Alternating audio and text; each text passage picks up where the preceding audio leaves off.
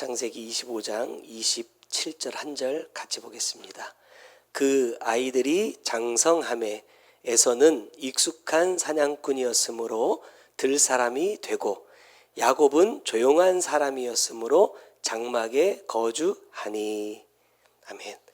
오늘 제목이 하나님의 뜻을 이루는 길입니다.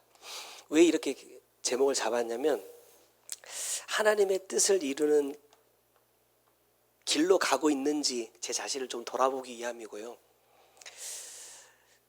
내 나름대로는 하나님의 뜻을 이룬다고 생각하면서 살고 있는데 그 삶의 순간순간마다 무언가를 결정해야 되는 그 갈림길, 기로가 참 많은 것 같아요. 이게 정말 옳은가? 저게 하나님께서 원하시는 건 아니었을까?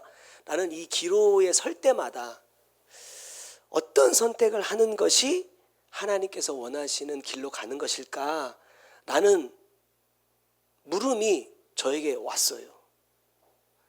그래서 이 물음에 대한 답을 찾고 싶다, 얻고 싶다 라는 생각에서 기도하다가 주셨던 말씀이 오늘 이 본문의 말씀입니다. 이 창세기 25장과 또 25장 27절에 보면은 이 에서와 야곱의 성품을 소개를 하고 있어요. 말씀처럼 에서는 익숙한 사냥꾼이다 말하고 야곱은 조용한 사람이다 이렇게 표현을 하고 있습니다. 이 두 인물의 삶을 통해서 하나님의 뜻을 이루어가는 사람들의 모습을 좀 이렇게 나눠보려고 해요. 나는 어느 쪽에 속한 사람인가? 오래전에 수능을 만점 받은 학생이 인터뷰를 했던 적이 있었어요. 만점. 그 학생이 이런 얘기를 해요. 모의고사를 이제 쭉 보잖아요. 뭐 6월, 7월, 8월, 9월 이렇게 모의고사를 쭉 보는데 이 친구가 항상 1등을 했어요. 전 과목이 다 1등급. 거의 이제 하나, 둘 밖에는 안 틀리고 거의 만점을 계속 받아왔는데 9월 달 모의고사에서 갑자기 중요한 과목 몇 개가 3등급으로 뚝 떨어져 버린 거예요. 기자가 이제 와가지고 인터뷰를 합니다. 이제 만점 받고 나서 이런 적이 있었다면서요. 어떻게 극복했습니까? 라고 물었어요.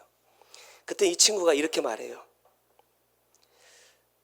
지금 1등급만 받다가 3등급이라는 낯선 점수를 처음 받은 거잖아요. 저에게는 아주 익숙한 등급이지만. 그런데 이 친구가 이렇게 말했어요. 너무 다행이다. 이렇게 생각했다는 거예요. 아니 1등급만 받다가 3등급이 나왔는데 너무 다행이다라는 생각을 했다는 거예요. 그래서 왜요? 그랬더니 수능이 아니라 모의고사여서 너무 다행이다. 뭔가 사람이 살다 보면 계속 잘 될 수는 없잖아요. 언젠가 한번 안 되는 때도 올 텐데 자기에게 그때가 수능 때가 아니라 모의고사 때여서 너무 다행이다라고 생각했대요. 그래서 그것 때문에 막 좌절하고 야, 나 망했다 이러다가 수능도 망하는 거 아니야? 이런 생각이 아니라 야, 넘어졌으니까 나 이제 넘어질 일 없겠다 생각하고 더 열심히 공부했다는 거예요. 그러니까 기자가 인터뷰를 하다가 진짜 대단하다. 생각이 너무나 건강하다. 다른 사람들 같았으면 망했다.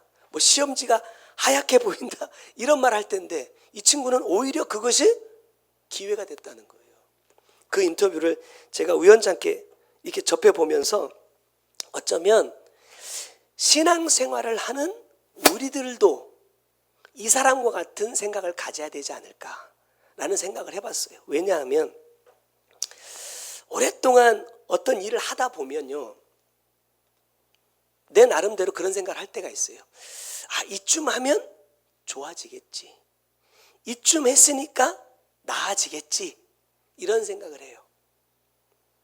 근데 실제로 생활을 해보면 나아지지 않거든요. 좋아지지 않아요.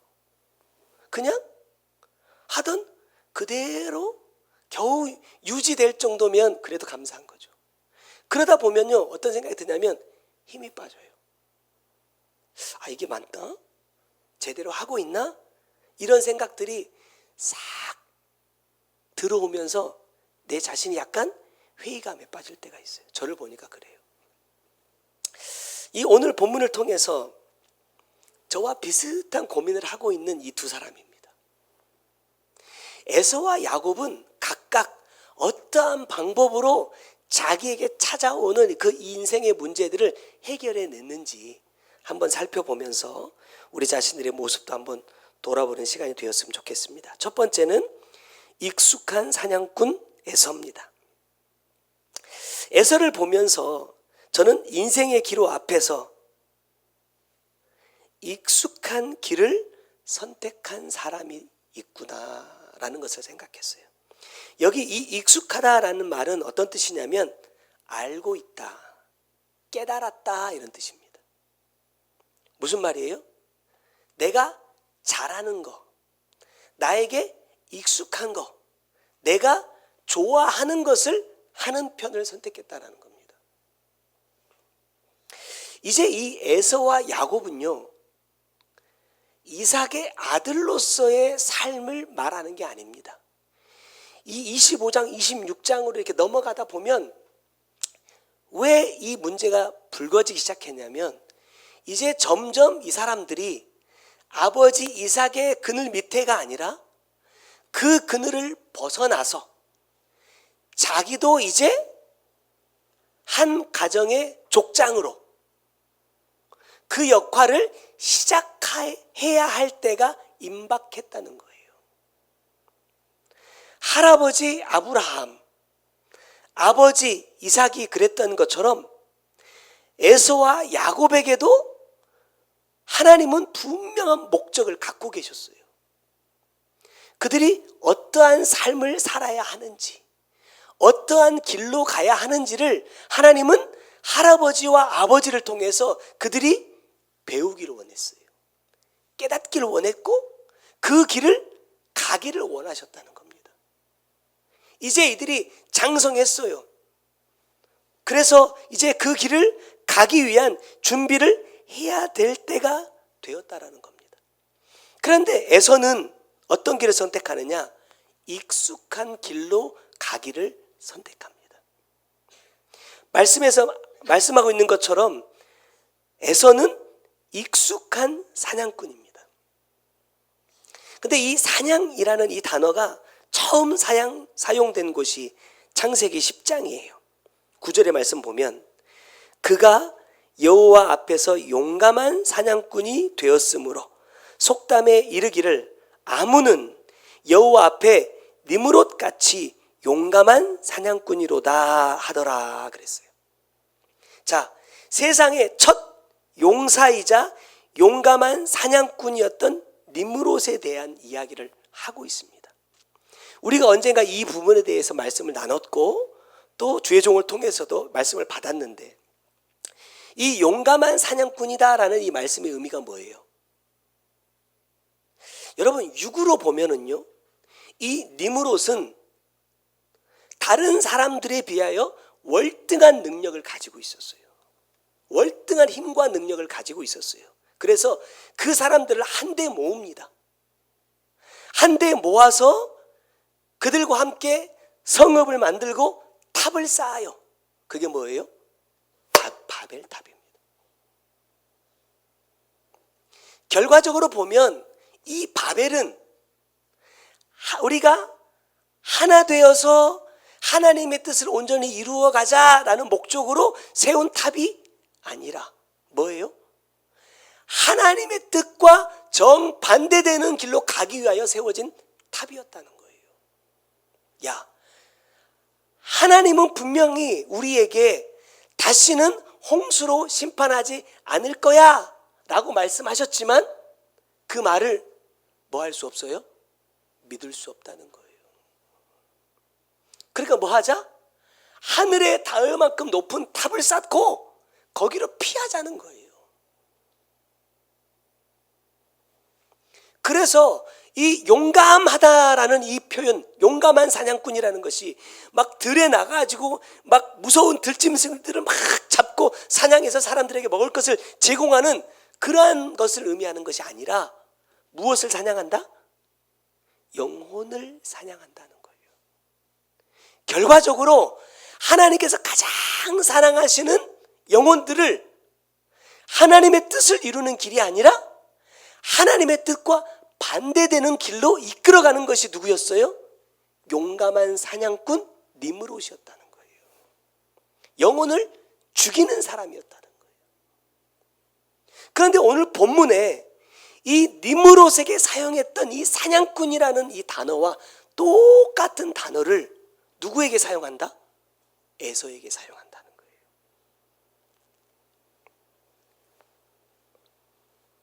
다시 말해서 에서는 나를 향하신 하나님의 뜻을 이루기 위해서 노력하는 것이 아니라 뭐예요? 내가 익숙한 것, 내가 좋아하는 것, 내가 잘하는 것을 하기 위한 길로 간다라는 겁니다. 그 결과 에서는 어떠한 사람이 됐느냐? 들사람이 됩니다. 들사람. 이 들사람이라는 표현도 에서가 처음이 아니에요. 창세기 16장 12절을 보니까 그가 사람 중에 들나귀같이 되리니 그의 손이 모든 사람을 치겠고 모든 사람의 손이 그를 칠지며 그가 모든 형제와 대항해서 살리라. 이 들나귀같이라는 이 표현이 다른 성경의 번역본을 보면 들사람이라고 되어 있습니다. 누구예요? 창세기 16장 12절에 말하고 있는 그 사람은 누구냐? 이스마엘입니다. 우리가 잘 아는 것처럼 이스마엘은 이삭의 후손과 뭐가 돼요? 원수가 됩니다. 원수. 말씀 그대로 내 손이 그를 치고 그들의 손이 나를 치는, 형제와 평생 대항하며 지금까지도 싸우며 살고 있는 그 들사람이라는 그 표현이 그대로 에서에게 이어진다라는 겁니다. 그래서 에서와 야곱의 자손들이 싸워요. 원수가 됩니다. 그런데 문제는 뭐냐? 이스라엘 자손과 원수가 되었다라는 이 말은 곧 누구와 원수가 되었다라는 겁니까? 하나님과 원수가 되었다라는 얘기예요. 여기서 말하는 이 들은 예수님께서 아버지의 뜻을 이루기 위해서 나아가신 곳이 어디입니까? 광야. 아무것도 없는, 하나님의 은혜가 아니면 살 수 없는 그 광야를 말하는 게 아닙니다. 여기서 말하는 이 들이라는 단어 속에는 어떤 의미가 있느냐? 내가 원하는 모든 것을 얻을 수 있는 곳이라는 뜻이에요. 그러니까 하나님의 뜻을 이루기 위하여서 내가 원하던 모든 것을 단절하고 아버지의 뜻을 찾기 위해 떠나는 광야를 말하는 것이 아니라 하나님과의 뜻을 끊어버리고 내가 원하는 것을 이루기 위하여 나가는 곳이 어디예요? 들이라는 거예요. 에서는 그 들로 나아갑니다. 성경에 보니까 이삭은 에서가 사냥해 온 고기를 뭐라고 표현합니까? 별미라고 표현합니다. 내가 먹어본 것 중에 가장 맛있는 것, 내가 죽기 전에 마지막 힘을 내서 자녀들을 축복해야 되는데 그 마지막 순간에 먹고 싶은 음식이 뭐예요? 에서가 들에서 사냥해 온 별미. 다시 말하면 에서는 자기의 그 사냥의 기술을 통해서 아버지 이삭을 우리식으로 표현하면, 우리가 좀 익숙한 표현을 말하면 가스라이팅을 한 겁니다. 그것이 가장 맛있는 것이라고. 그것을 먹어야 힘을 내어 축복할 수 있을 것이라는 것을 계속해서 뭐예요? 가스라이팅 하는 거예요. 근데 성경에 보면 뭐 나중에 나오는 얘기지만 하나님의 입장에서는요, 먹어도 되는 것이 있고 먹어서는 안 되는 것들이 있어요. 근데 그것을 분별하지 못하고 있다는 겁니다. 이삭의 사명은 뭡니까? 이삭의 사명은 그의 아내 리브가가 쌍둥이를 임신했을 때 너무 힘들어서 하나님께 기도했더니 하나님께서 뭐라고 말씀하셨어요? 야, 작은 자가 큰 자가 작은 자를 섬겨. 그 작은 아이를 통해서 내 뜻을 이루어 갈 거야 라고 분명하게 말씀해 주셨어요. 그러면 이삭의 입장에서는요, 뭐 해야 돼요? 그 하나님의 뜻이 이루어질 수 있도록 그 길을 닦아 놓아야 되는 거예요. 근데 지금 이삭은요, 하나님의 뜻은 온데간데 없어요. 자신에게 말씀해 주셨던 하나님의 뜻이 무엇인지 알고 있으면서도 이미 에서가 들에서 잡아온 그 짐승의 고기에 길들여졌기 때문에 하나님의 뜻을 따르려고 하는 게 아니라 이삭 역시도 뭐예요? 자기에게 익숙한 대로, 자기가 좋은 대로, 나를 만족시켜주는, 나를 기쁘게 해주는 그 아들에게 축복하기 위해서 별미를 만들어 오라 말하고 있다는 거예요. 이 모든 사건은 한마디로 뭡니까? 하나님의 계획의 변질입니다. 어쩌면 하나님의 그대로 아마 진행되었다면 하나님의 뜻은 이루어지지 않습니다.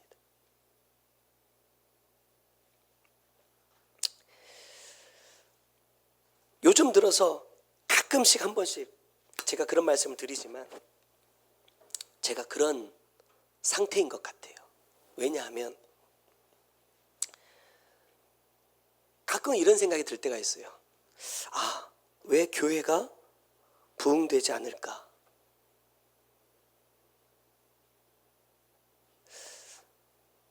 제가 입으로는, 말로는 수없이 그런 말을 했어요. 야, 지금 이 수도 너무 많다. 나한테는 너무 부담스럽다. 우리 어디 막 땅 사고 건물 짓고 이런 거 안 해도 된다. 난 여기서 은퇴할 때까지 목회해도 아무 세상 부러운 게 없다. 그랬다니까요. 그게 내 생각인 줄 알았어요. 그게 내 마음인 줄 알았어. 그렇게 수없이 생각하고 마음 먹고 또 그렇게 고백했어요. 그런데 한 번씩 이게 찾아와요. 한 번씩. 한 번씩 찾아와. 이런 생각들이 한 번씩 딱 몰려오면요, 한 주가 엄청 어수선해집니다. 제가 이제 점심 먹고 교회에 이제 와가지고 한 6시, 7시까지 이제 교회에 있다가 집에 가는데 교회에 와서 앉아있는 시간이 너무 불편해요. 왜? 있어 봐야 뭐가 달라져요? 뭐가 새로워져요? 뭐가 좋아져요? 제가 생각하는 겁니다. 제가 달라지는 게 아무것도 없다. 근데 나 왜 여기 와서 앉아 있어야 되지? 나 왜 말씀 봐야 되지? 이런 생각이 막 찾아오니까 많이 힘들었어요. 그러면서 제가 오늘 이 말씀을 준비하면서 내가 깨닫는 건 그겁니다. 아, 아직도 내 안에 뭐가 있어요? 아, 에서가 들에서 잡아온 짐승을 별미로 여기고 있는 마음이 남아있다는 거예요. 제가 예전에 그런 고백 드렸잖아요. 전도사 때 막 교회에서 목사님이 막 나가라 해가지고 나가도 고민을 해본 적이 없어요. 걱정해 본 적이 없어. 왜? 옮기면 항상 더 큰 교회 가니까. 그래서 심지어는 2년쯤 되면, 제가 2년 텀으로 항상 교회를 옮겼거든요. 2년쯤 되면요, 기다리고 있어요. 뭐 하기를? 날 잘라주기를.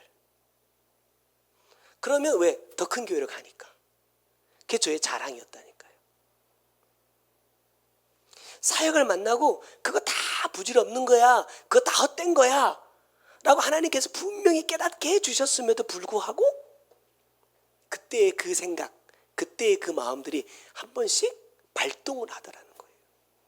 왜? 맛을 봤잖아요. 하나님의 은혜도 맛을 봤지만 세상적인 성공이다, 목회적인 성공이라 말하는 것도 저는 맛을 봤거든요. 아, 이렇게 했더니 잘 되더라, 이렇게 했더니 부흥하더라, 이렇게 하니까 인정받더라 하는 것을 저는 맛을 봤거든요. 그렇게 하고 싶어서 막 미치겠어요. 가끔은. 아, 이렇게 하면 되는데, 이렇게 하면 될 것 같은데, 그래서 고민하는 겁니다. 왜? 하나님의 뜻이 아니라는 걸 알기 때문에.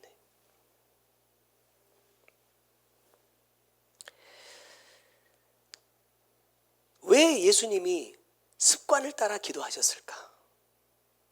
언젠가도 말씀드렸지만 제 자신에게 적용해 보면 그렇습니다. 야, 이제 어느 정도 정상 궤도에 올랐구나 착각입니다. 제가 센터 가서 말씀 나누면서도 그런 얘기 했거든요. 야, 10년쯤 이제 말씀 받았으니까 이제 나도 조금 뭔가 됐겠지. 나도 이제 흔들리지 않고 하나님의 이 말씀의 궤도에서 쭉 갈 수 있는 힘이 나에게 있겠지라고 생각했는데 아니더라는 거예요. 지금 이 환경에서, 이 상황에서 내가 또 흔들리고 갈등할 것을 아시고 하나님이 이미 10년 전에 오늘을 이길 수 있는 은혜를 주셨더라는 거예요. 나는 내가 열심히 해서, 내가 잘해서 여기에 서 있는 줄 알았는데 하나님의 은혜였더라는 거예요. 문제는 뭐냐? 그걸 자꾸 잊어버려요. 어젠가 사모님하고 집에 식탁 의자에 딱 앉아서 그 얘기했어요. 야, 내가 이 한 곳에서 이렇게 오래 살아본 적이 없다. 어디 한 집에서 어떤 그 교회에서 이렇게 오랫동안 있어 본 적이 없어요. 9년이잖아요. 야, 우리가 어떻게 이런 집에서 앉아 있을 수 있을까? 우리가 어떻게 이런 것들을 누릴 수 있을까? 저는 우리 아이들한테도 참 말은 하지만 좀 안타까운 게 그거예요. 너무 익숙해져 버렸어요. 이게 쉽게 말하면 내 자본금이 하나도 들어가지 않고 온전히 하나님께 주신 은혜의 선물이거든요. 그런데 그 사실을 언젠가부터 잊어버리고 이게 내 거인 것처럼 생각하면서 살더라고요. 그러니까 그렇게 좋은 집에 살고 있어도 감사를 안 해요. 기쁘지가 않아. 야, 9년이나 살았더니 이제 이것도 고장나고 저것도 고장나고 이것도 고쳐야 되고 저것도 고쳐야 되고 그런 것만 보여요.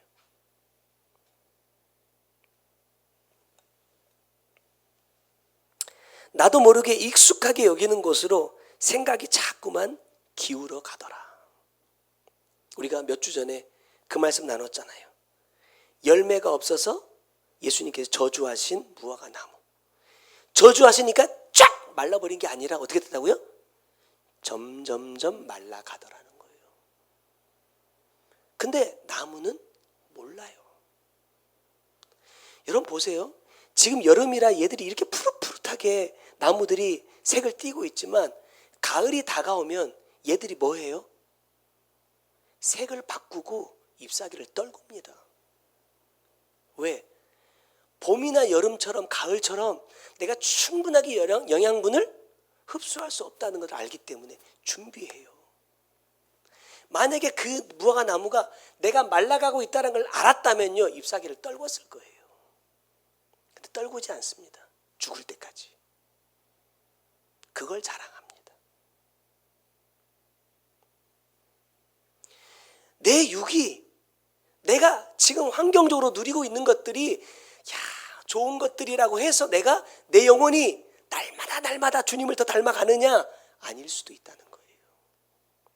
나도 모르는 사이에 내 영혼은 점점 침체되고 있고 죽어갈 수도 있다라는 거예요. 이 무화과 나무처럼. 제가 요즘에 저녁에 사모님한테 그런 얘기합니다. 예전에 먹던 밥 양보다 조금 줄여달라.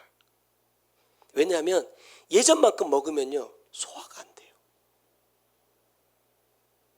그래서 되도록이면 저녁은 좀 가볍게 먹고 싶은데 워낙 요리를 잘하셔가지고 절제하기가 너무 힘들어요.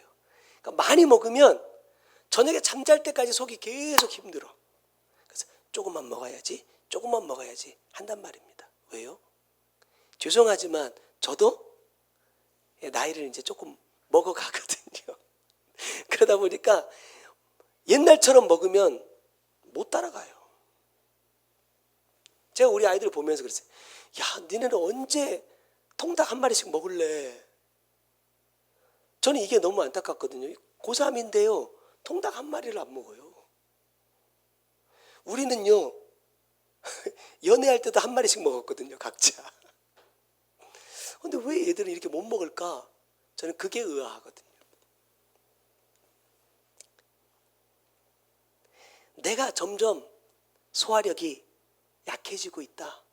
예전 같지 않다라는 것을 인정하지 않으면 먹부심을 부리는 거예요. 그럼 뭐예요? 탈이 나요. 여러분 가만히 생각해 보세요. 나는 지금 무엇에 익숙해지고 있는가? 정말로 하나님의 말씀에 더 철저하게 나를 깨고 부수고 회개하고 돌이키는 일에 정말 더 익숙해져 있는가? 아니면 내가 옛날에 이렇게 했으니까 이제는 나는 그런 거 다 알아. 그런 거 잘못된 거야. 그런 거 옳은 거야. 선악을 나누는 일에 나는 익숙해져 있는가? 나는 하나님의 말씀을 받을 때마다 하나님의 마음을 더 깊이 알아가고 하나님의 뜻이 무엇인지를 더 깊이 알아가는가? 아니면 어떻게 하면 이게 더 요령껏 신앙생활을 하는 것인지 그런 방법을 더 알아가고 있는가? 내 자신을 점검하지 않으면, 알지 못하면 나도 모르는 사이에 누구처럼 된다? 에서처럼 들 사람이 될 수밖에 없다는 사실입니다. 두 번째, 조용한 사람 야곱입니다. 조용하다라는 이 말에는 두 가지 의미가 있습니다. 첫 번째는 뭐냐? 평범하다, 착실하다. 무슨 말이냐면 요령 피우지 않고 배운 대로 한다는 거예요. 두 번째는 뭐냐면 완전하다, 완벽하다라는 뜻을 갖고 있어요. 오늘 본문은 우리가 지금까지 알고 있던 야곱과 전혀 다른 야곱에 대해서 말합니다. 여러분, 야곱은 어떤 사람으로 알고 있어요? 사기꾼. 그런 얘기 많이 들었잖아요. 야곱은 이름 자체가 뭐예요? 사기꾼이에요. 사기꾼. 형을 속이고 아버지를 속이고 그 장자권을 빼앗아온 사람이 야곱이다. 근데 오늘 말씀을 묵상하다 보니까 이래요. 야곱은요, 자기 자신에게 주신 하나님의 뜻을 내 방법으로, 다시 말하면 나에게 익숙한 방법으로 빼앗아 온 사람이 아닙니다. 오히려 반대로 하나님의 방법대로 착실하게 이루어간 사람이에요. 증거가 뭐냐? 29절에 보니까 야곱이 죽을 씁니다. 누구 꼬시려고요? 우리가 이게 선입견이거든요. 에서가 들에서 열심히 사냥하다가 들어오면 항상 허기져. 배고파해. 그러니까 에서가 좋아하던 이 팥죽을 써가지고 이걸로 꼬셔야 되겠다 해서 장자권 나한테 팔아 해가지고 이렇게 해야 되겠다 라고 생각하고 죽을 썼다고 생각하잖아요. 근데 오늘 이 죽을 쓴다라는 이 단어 속에 어떤 뜻이 있냐면 교만하다, 불순종하다, 반역하다라는 뜻이 있어요. 전혀 의미가 안 맞죠. 저는 이 부분을 이렇게 이해했습니다. 야곱이 그러했다는 것이 아니라 야곱은 지금 형 에서에게 네가 하고 있는 그러한 행동들이 뭐라는 거예요? 하나님의 뜻에 반역하는 거야, 불순종하는 거야 라는 것을 가르쳐 주기 위해서 뭐 한다? 죽을 쓰고 있다는 거예요. 아까도 서두에 말씀드렸지만 에서와 야곱은 나를 향하신 하나님의 뜻이 무엇인지 알고 있습니다. 자신들의 운명이 무엇인지 알고 있다니까요. 그래서 야곱은 그 뜻을 이루기 위한 삶을 살고 있는 거고, 에서는 그렇게 되지 않도록 하기 위한 삶을 사는 겁니다. 그래서 아버지를 뭘로 꼬셔요? 별미로 꼬시는 거예요. 내 뜻대로 하려고.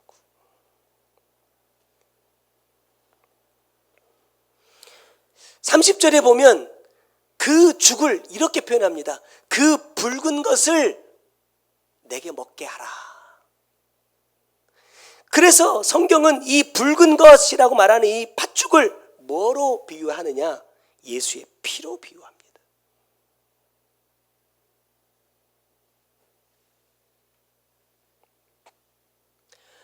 예수의 피는 뭘 상징합니까? 주님의 십자가는 내 죄를 의미해요. 네가 그 죄 때문에 죽어야 되지만 주님께서 대신하여 죽으신 것이다. 무슨 말입니까?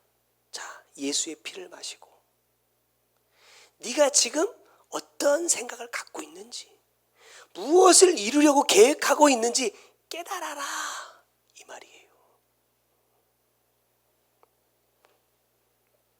34절의 말씀 보면 야곱이 떡과 팥죽을 에서에게 주매 에서가 먹고 마시고 일어나 갔다 그래요. 자, 성경 전체적인 맥락으로 보면 떡과 팥죽은 뭐예요? 말씀과 피입니다. 예수님께서 십자가에 쏟으셨던 물과 피가 같은 거예요.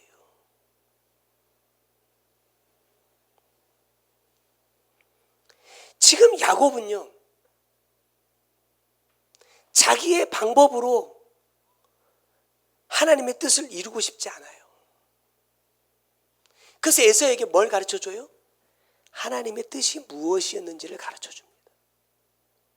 하나님이 우리에게 이렇게 되라 말씀하셨어. 그 뜻을 이루는 것은 이렇게 가는 거야.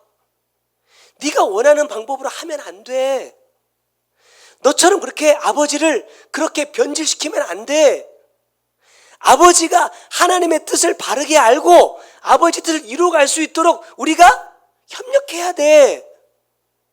가르쳐주는 거예요. 그런데도 불구하고 왜 에서는 달라지지 않느냐? 그 뒤에 뭐라고 말합니까?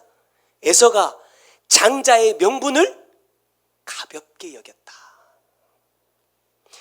장자의 명분, 그러니까 뭐 아버지 재산을 몇 배 가지고 막 뭐 이 가문의 우두머리가 되고 이런 거라고 생각하겠지만, 사실 이 장자의 명분은 뭐예요? 아브라함의 하나님, 이삭의 하나님을 이어가는 거예요.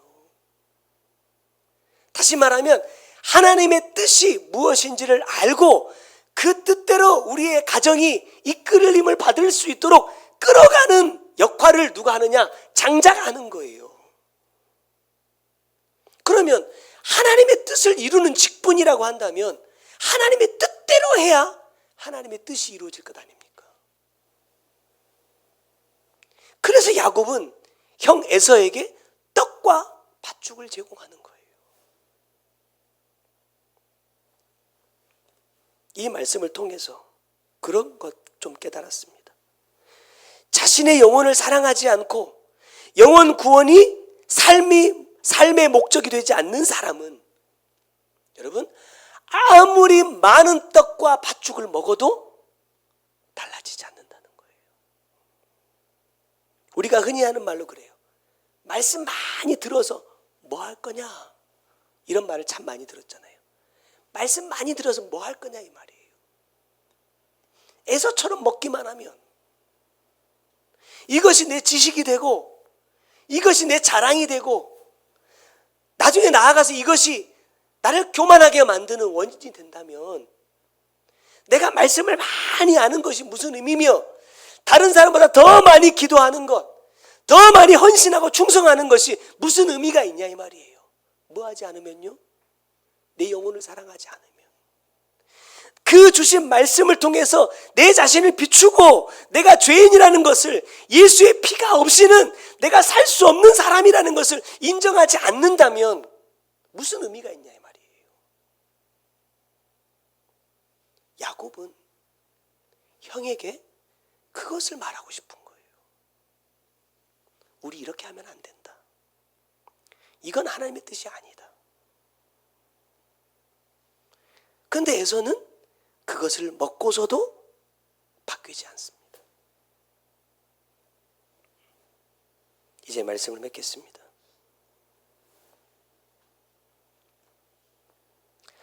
주님이 나에게 주신 말씀, 그 말씀 그대로 삶을 살기 위해 나는 어떠한 노력을 하고 있을까? 나는 거예요. 어떻게 삶을 살고 있을까? 나에게 익숙한 방법으로 내가 좀 더 드러나는 자리에서 우리가 센터에서 성회가 꼭 끝나고 나면 원장님께서 꼭 이렇게 언급하시는 두 부류의 사람들이 있어요. 누굽니까? 첫 번째는 식당에서 봉사하시는 분들이에요. 청소하시는 분들. 돈 받는 거 아니잖아요. 그 뜨거운 불 앞에서 몇백 명분의 그 음식을 준비하는 거 쉽지 않잖아요. 여러분들 다 들어가 보셔서 아시잖아요. 쉽지 않은 일입니다. 그런데 헌신한다. 안 보여요. 안 드러나요. 또 사람들 누구도 스스로 거기 들어가고 싶어 하지도 않고. 그런데 하나님은 그 자리에서 헌신하는 사람들을 가장 먼저 불러주시더라는 거예요. 또 다른 한 사람 누굽니까? 스태프들이에요. 제가 스태프들 별로 안 좋아하거든요. 별로 안 좋아했는데 지난주 월요일 날 센터 말씀을 나누기 위해서 갔어요. 우리 사모님이 오면서 그 얘기 하더라고요. 야, 이 청년들이 이 자리를 지켜주지 않으면 누가 예배 방송합니까? 이 청년들이 자기의 삶을 희생하고 헌신해서 그 산골짜기에 처박혀가지고 있지 않으면 누가 드럼을 쳐주고 누가 피아노를 쳐주고 누가 PPT를 넘겨줄 거예요. 너무 귀하다. 참, 이 아이들이 너무나 소중하다. 그런 얘기를 해요. 저도 많이 깨달아. 설교하러 갔는데 사람이 없어. 청년들만 앉아있는 거예요. 그 스태프들만 앉아있는 거예요. 그래서 와, 우리 교회보다 사람이 더 적네. 나중에 이제 어른들이 몇 분 들어오시긴 하셨지만 보면서 야, 이 젊은이들이 없었다면 문 닫아야죠. 문 닫았죠 벌써. 야, 너희들 너무 귀하다. 너무 복되다. 감사하더라고요. 여러분, 나는 어떠한 자리에 있기를 원하는 사람입니까? 나는 어떤 일을 하기 원하는 사람입니까? 하나님의 뜻을 이룬다 하면서도 나에게 익숙한 방법으로 내가 좀 더 드러나고 나를 자랑할 수 있는 그 자리에서 일하기를 원하는 사람인지, 아니면 아무리 말해도 속된 표현입니다. 씨알도 안 먹히지만 끝까지 하나님의 뜻대로 그 길을 이루기 위하여 몸부림치고 있는 야곱과 같은 사람인지 돌아보자는 거예요. 결국요, 야곱의 방법대로 했지만 안 됩니다.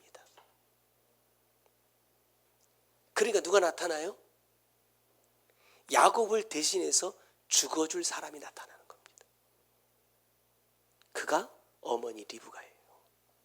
걱정하지 마. 모든 저주는 나한테 돌려. 내가 대신 죽을게. 하면서 아버지의 뜻을 이룰 수 있도록 밀어줍니다. 나를 향하신, 교회를 향하신 이런 거 다 자체하고 나를 향하신 아버지의 뜻이 무엇일까? 저는 우리 교회 설립하고 그해 12월을 오셔서 저기 유아실에서 주셨던 말씀들을 지금 다 그때 다 메모해놔가지고 가끔 한 번씩 봅니다. 나를 향하신 아버지의 뜻은 얼만큼 이루어졌을까?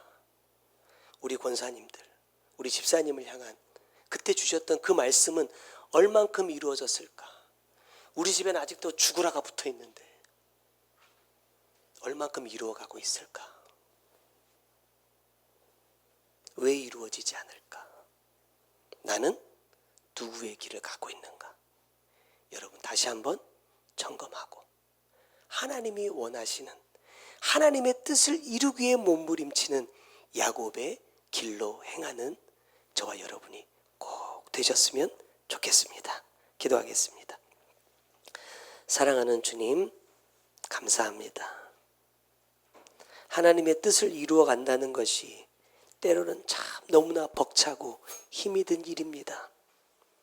나에게 익숙한 방법으로 이렇게 하면 금방 될 것인데, 내가 잘하는 방법대로 하면 금방 이렇게 될 것 같은데, 하나님은 하나님의 방법으로만 행하라고 말씀하십니다.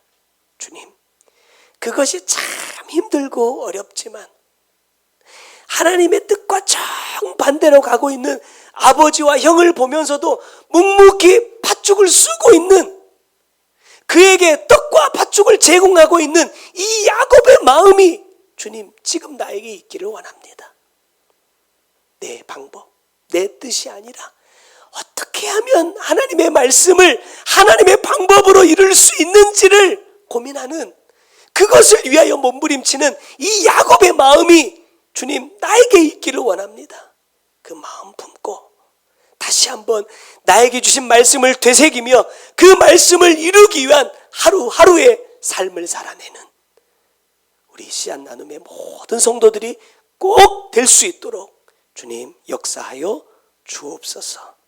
귀한 예물 주님 앞에 올려드립니다. 주님 받으시고 주님께서 기뻐하시는 열매 거두게 하여 주옵소서. 특별히 몸이 아파 수술하고 회복할 중에 있는 성도들이 많습니다.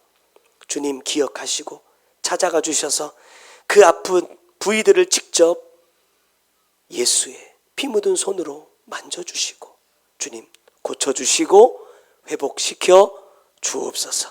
또한 우리의 마음이 생각이 병들어 있다면 주님 그것도 치료하여 주셔서 온전하신 아버지의 뜻을 생명으로 품고 나아갈 수 있는 우리 모두가 꼭 될 수 있도록 주님 역사하여 주옵소서.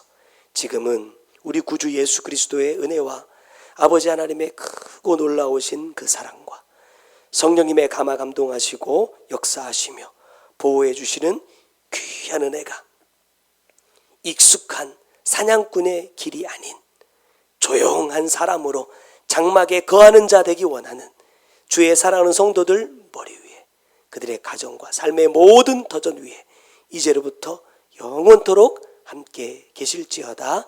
아멘. 나의 사랑아 내 사랑아 너 어디에 있느냐 내가 앉은 그곳은 하나님 말씀 버린 곳 나를 떠나서 멀어진 그곳에서 돌아오라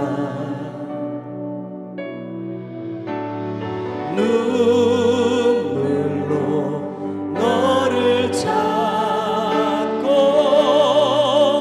미어지는 마음 안고 사랑하는 널 바라며 오늘도